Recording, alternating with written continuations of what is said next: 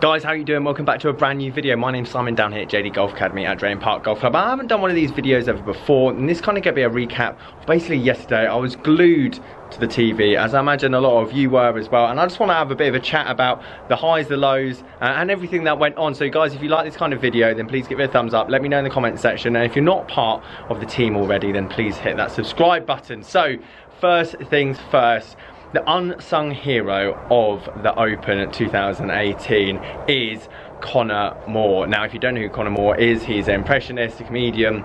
And let me just show you a few clips. I don't want to steal his stuff. I'm going to leave the link down below. But if you haven't already seen this guy's a genius. On that weekend, Ian? Well, it was a very difficult week. But, you know, I've decided to peak for the Ryder Cup, as someone has to, you know. Tiger so close yet so far. It just wasn't meant to be. Oh, man. I thought I played well this week. I really did. And, you know, it was pretty close. But, you know, thing wouldn't bite. So as I say, guys, I don't want to steal most of his stuff. There was just a brief clip of my two personal favourites, but there was so much on his channel and also the golf channel as well, so go and check out his videos, because if you haven't seen them, they are brilliant. Now, the next topic is obviously Eddie Pepperell. Eddie obviously comes down here. If you don't know, and he practices, he's been here ever since a youngster, so you can imagine the range had quite a bit of money on him this weekend, and he did very well. He did very proud.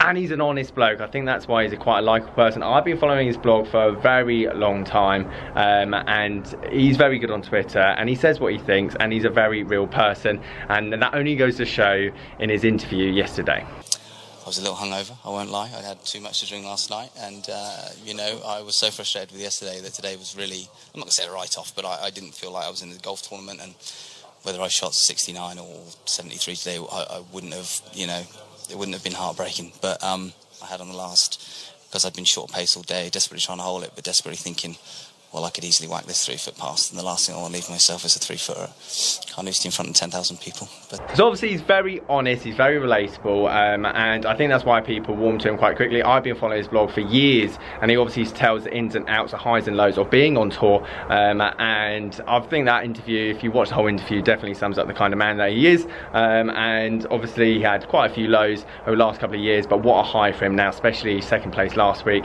and did tremendously well this week, so we look forward to seeing him down here, possibly course vlog. No, I'm joking, but yeah, anyway, we look forward to seeing him. But on to the next topic. So let's talk about the round itself, how it panned out yesterday, and I just didn't know where to look. No one, I think, knew who was going to come out on top, because it was so neck and neck. Okay, so let's talk about the person that I think everyone was excited to see, and that was Tiger. Whether you like him or not, I think, well, there was definitely through the front nine, because I took and cashed out the money that I had on Eddie and put it all on Tiger. I was very confident that he was going to do well, and he just looked invincible. He looked like his old self, but when it came down to that double bogey, unfortunate course management mistake, I think his head dropped a bit, and maybe his mental side isn't as strong as it always had been back in the past. However, credit to himself, unbelievable day for him. He did well. And I think that kind of answers the questions that a lot of people have been asking.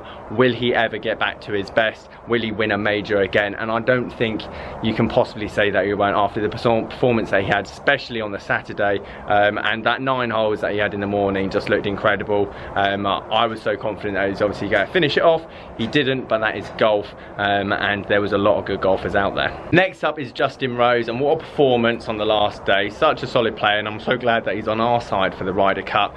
Great shot into 14 to hit the flag. Obviously, he got very lucky that it's hit it. It would have gone probably another 20-25 foot past, but it didn't, and you've got to take the breaks in golf, there's no question. And the way he played 18 as well, to have that tap in to finish, obviously just to be the first person in the clubhouse to beat Eddie, just overall looked good. And to be honest, 6 under could have been good enough. Could you imagine the playoff that it would have ensued if 6 under was obviously the mark, and he did everything in his power on the day, so hats off to that man.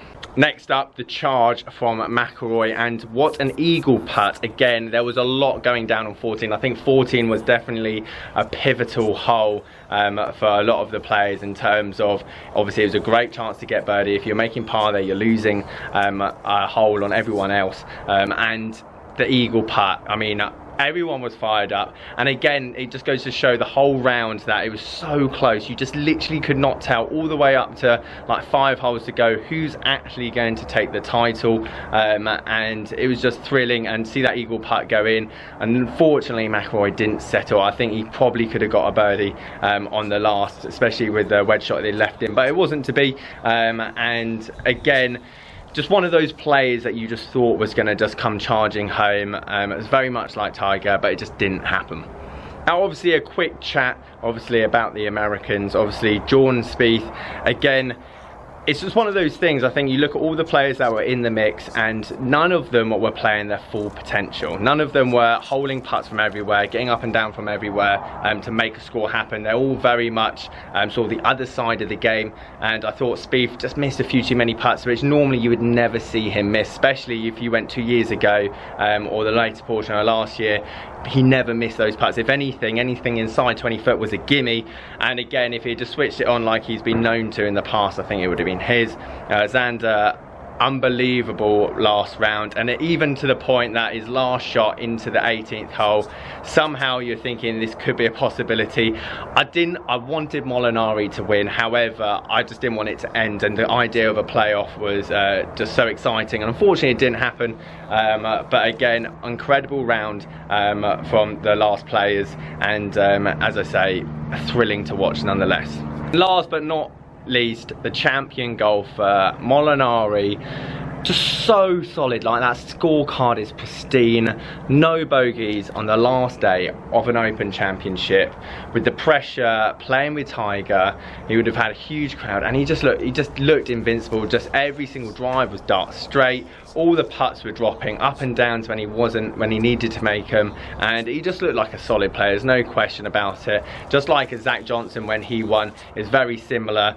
And it plays to those kind of players that not necessarily the longest, but is playing short for everyone, and just a solid up and down, chipping, putting. And to be honest, I'm so happy for him. I'm happy for Italy to obviously have their first Open champion, and it was just great golf to watch, and just inspiring that even if you might not have the talent, or let's say the physique, to be a big hitter like Dustin Johnson or anyone else like that, which kind of overtaking the game, that you can really work a game together. And he did just that and made a flawless round of 2 under to obviously take the title, and massive congratulations to him. So guys, that's it. That's kind of the recap of how I felt about the Open. Guys, leave some comments below what you thought. If you like this video as well, if you want me to see if I can try and do more of these at the tournaments throughout the year, then I'm really happy to do, or maybe a recap of golf news, let's say, throughout the week, because as I say, that was brilliant to watch, and I felt like we needed to talk about it. Guys, thank you ever so much for watching. As always, please subscribe, and I'll catch you guys later.